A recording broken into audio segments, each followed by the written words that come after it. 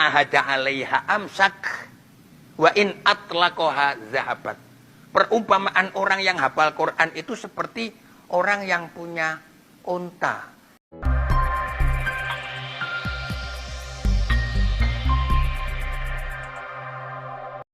Assalamualaikum warahmatullahi wabarakatuh. Alhamdulillahirabbil alamin. Wa bihi nasta'inu ala umuri dunya waddin. Wa usalli wa usallim ala asyrafil anbiya'i wal mursalin sayyidina Muhammadin qaidil huril muhajjalin wa ala alihi wa sahbihi ajma'in.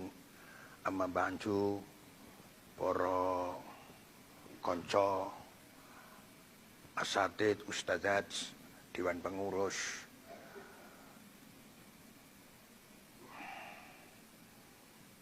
anak-anakku,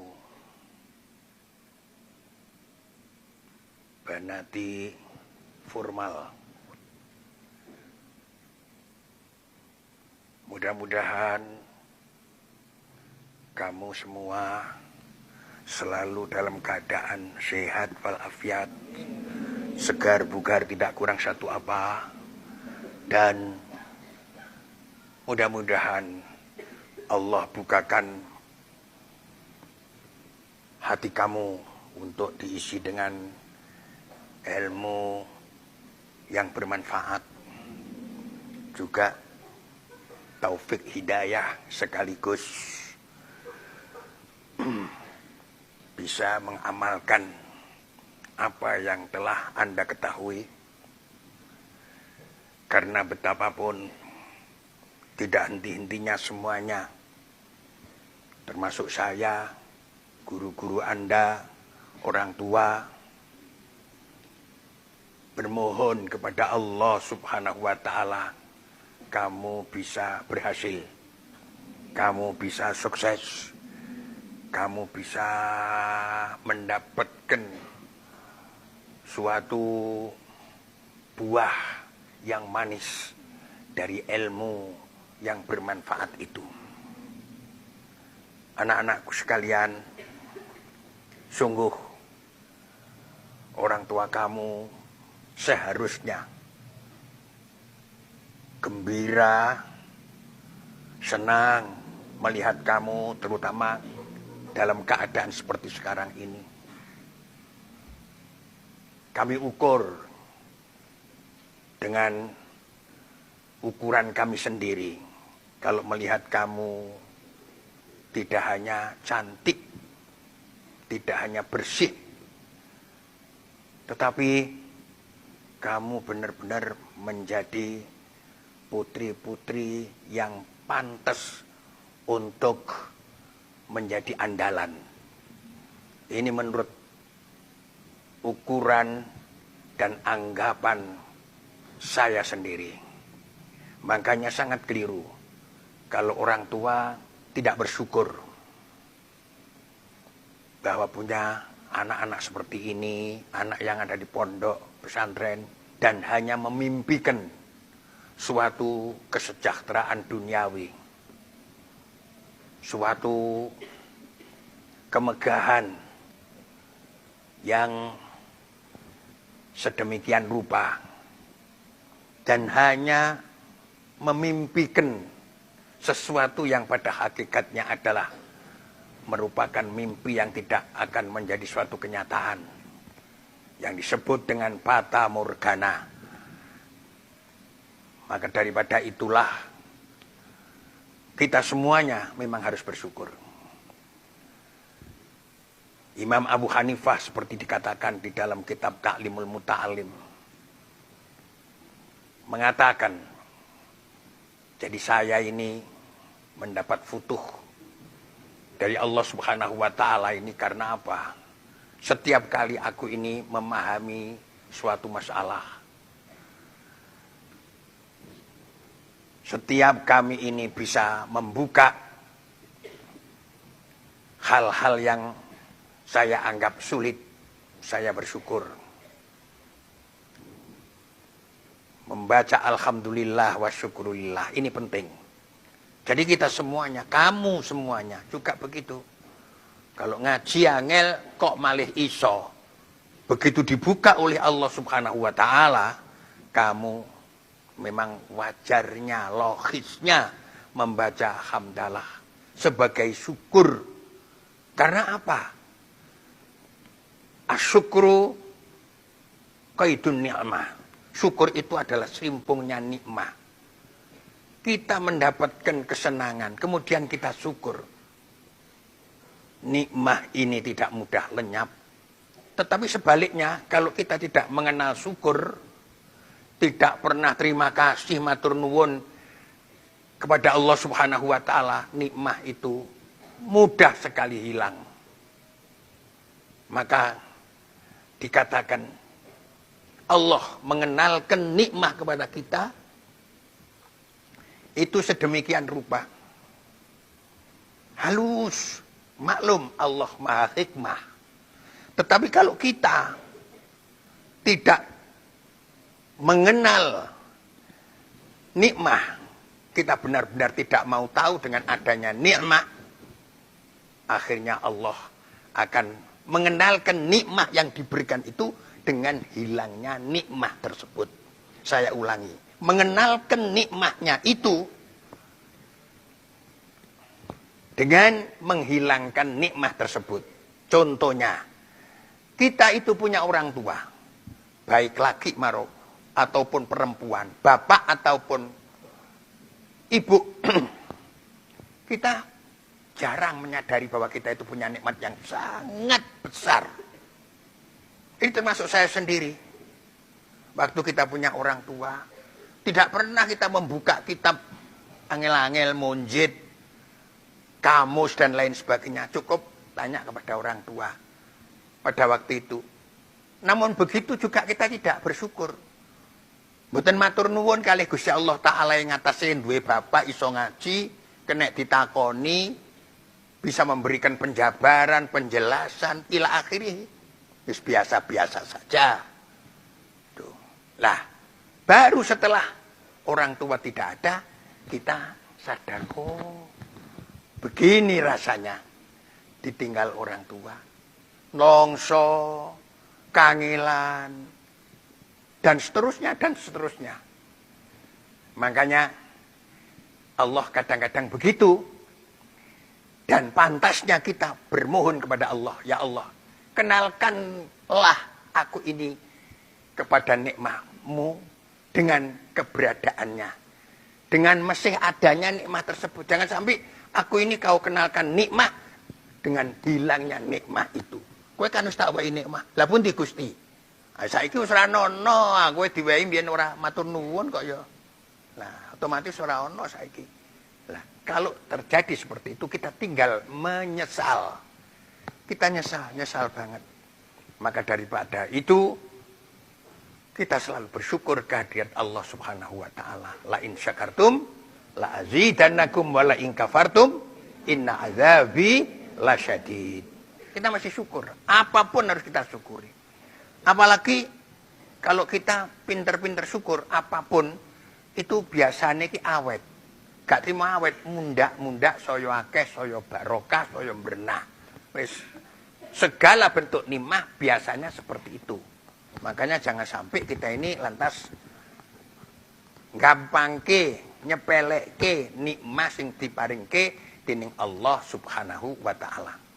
Anak-anakku sekalian,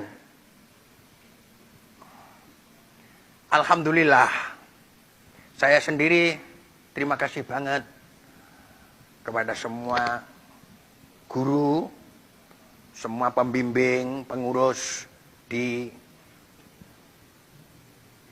Al-Falah ini formal di Az-Zahir atas kesetiaannya di dalam memimpin anak-anaknya. Saya terima kasih sekali. Saya berdoa mudah-mudahan Allah memberikan balasan yang sebesar-besarnya. Sungguh luar biasa. Dan saya mewakili orang tuanya. Orang tuanya semuanya pasti. Dan sekali lagi wajib bersyukur bahwa anak-anaknya bisa seperti ini. Ini sangat baik, sangat luar biasa. Jangan sampai anak-anak yang sudah baik ini menjadi buruk, menjadi tidak baik, dan tidak tertata dengan rapih. Jangan sampai. Telatenlah kita semuanya. Para bapak guru, mbak-mbak, para pengurus. Bagaimana anak-anak ini tetap baik. Alhamdulillah, Masya Allah, kita harus memperbanyak ucapan tahmid dan syukur kepada Allah Subhanahu wa Ta'ala. Ini sangat penting. Ini sangat penting. Anak-anakku, kamu semuanya di pondok ini ngaji. Ngaji sesuai dengan tingkatan kamu sendiri, sesuai dengan kitab yang tersedia, kitab yang besar maupun yang kecil. Kita ngaji ini tidak sekedar belajar. Itu double fungsi. Di antaranya apa? Di antaranya bahwa ta'allum kita itu adalah untuk ibadah. Untuk ibadah. Kita belajar membaca Al-Quran. Sekaligus kita beribadah dengan tilawatil Quran. Karena Al-Quran itu adalah pusaka, karena Al-Quran itu adalah catatan utama bagi umat Islam. Al-Quran salah satu di antara kedua warisan yang ditinggalkan oleh Rasulullah Sallallahu Alaihi Wasallam itu adalah Al-Quran. Itu adalah Al-Quran. Satunya lagi sunnah. Nabi mengatakan taraktu fikum amroini lan tadillu ma tamaksaktum bihima abadah. Aku tinggalkan dua hal untuk kamu yang kamu tidak akan sesat manakala kamu mengamalkan keduanya. Satu Al-Quran, dua adalah sunnah. Sunnah itu artinya hadis, artinya lagi adalah apa yang telah dilakukan, dicontohkan, diamalkan oleh beliau Rasulullah Shallallahu Alaihi Wasallam. Kemudian kita tirukan. Itulah sunnah. Dan itu kalau kita amalkan, kita tidak akan sesat. Tetapi kalau kita itu ngeleor, meninggalkan dua hal tersebut, pasti kita itu sesat. Meninggalkan Al-Quran sesat. Meninggalkan sunnah sesat. Quran itu pusat, pokok. Maka daripada itu kita belajar Al-Quran tidak sekedar membaca. Tidak sekedar membaca. Tetapi kita harus belajar memahami. Belajar mengerti makna dan arti. Itu Al-Quran. Jadi Al-Quran yang menjadi pusaka itu hendaknya kita pelajari, kita pahami. Ya syukur Alhamdulillah. Kita bacanya baik, kita bisa hafal, Alhamdulillah. Tapi menghafal Al-Quran itu pun tidak mudah, semudah pembalik telapak tangan. Bahkan kadang-kadang sudah hafal hilang. Itulah Al-Quran. Karena apa? Ya seperti dikatakan Rasulullah Shallallahu Alaihi Wasallam sendiri, masalu sohibil Quran kamasali sohibil ibil. In ahada alaiha amsak, wa in atlaqoha zahabat. Perumpamaan orang yang hafal Quran itu seperti orang yang punya unta. Kalau kita punya unta, kita cencang, kita tali, ya, unta tidak akan hilang, tetap kita punya. Tapi kalau kita lepaskan, zahabat hilang. Mergo unta ki senajan mlakune demek, tapi istiqomah. Wong ki istiqomah, oh, hasilnya kathah ya kaya ngapalne alfiyah, ngapalne Quran, ajek mek sak ayat, mek sak bait. Tapi ajek, tidak lama nanti akan selesai, akan dol istilah sampean. Sama dengan itu. Maka daripada itu, jangan sampai kalau kita punya hafalan, kemudian kita itu lali sembrono, ora tau diwaca, ora tau didres, akhirnya hilang. Nek wis hilang ya rugi. Nah ini zahabat, rugi kita. Kamasali sohibil ibilil mu'aqqalah. In ahada alaiha amsak, wa in atlaqoha zahabat. Makanya hati-hati, ojo pe hafal Quran sak penake diang-diang. Nanti lupa sampean mengembalikan lagi itu sulit. Makanya ayo Kalau kamu memang menghafal Al-Quran, dibaca terus menerus. Sebab kalamun qadimun la yumallu sama'uhu tanazzaha an qaulin wa fi'lin wa niyati. Kamu tidak akan bosan deres Quran. Dan Quran itu kan punya multifaidah. Multifaidah. Tinggi jopo kene, tinggi wiridan kene. Dibaca saja itu sudah bisa menjadi ibadah. Bahkan mek gur iso maca tok ora ngerti artine sudah bisa diterima sebagai ibadah. Yang penting niatnya yang baik. Memang kalau mau cari yang sempurna dan hebat, ya paham. Paham maknane ki apa, murate ki apa. Sebab semuanya sudah tersebut di dalam Al-Qur'an. Ini. Jadi tidak ada yang ketinggalan di dalam Al-Qur'an itu apa saja. Beres pokoknya dalam Al-Qur'an itu. Tinggal kita itu bisa apa enggak mengartikan Al-Qur'an. Mergo pancen Al-Qur'an itu kitab sing paling angel, pancen kitab punjer. Kitab sing serbaguna, serba bisa. Itulah Al-Qur'an.